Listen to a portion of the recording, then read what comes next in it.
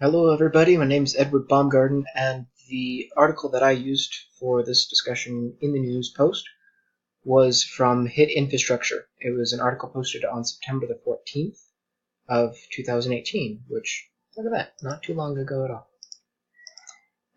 The article was about how outdated hardware is becoming a significant security risk, and the main reason for this is two reasons. It doesn't integrate as well with new systems, which as a result means that there are gaps and difficulties in interoperability, which can be exploited. They just don't connect as well, and as a result, it's vulnerable. The other reason is that when it's replaced, the hardware often isn't disposed of well enough, and as a result, it can still be salvaged and the data can be recovered, which means that all that data is no longer secure and is now in whoever's hands.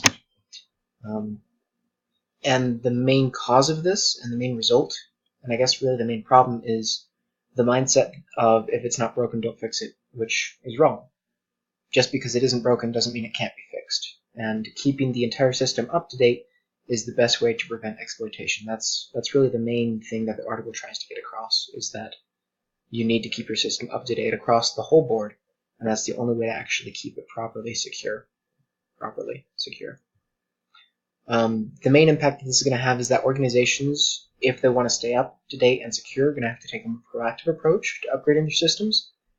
And I think this is really interesting because I used to work as a developer on campus, and BYUI definitely has the approach of use it until we can't use it anymore. And I've seen a lot of different situations where we're using really old, really outdated systems that we could update, but we don't, just because the old one still works.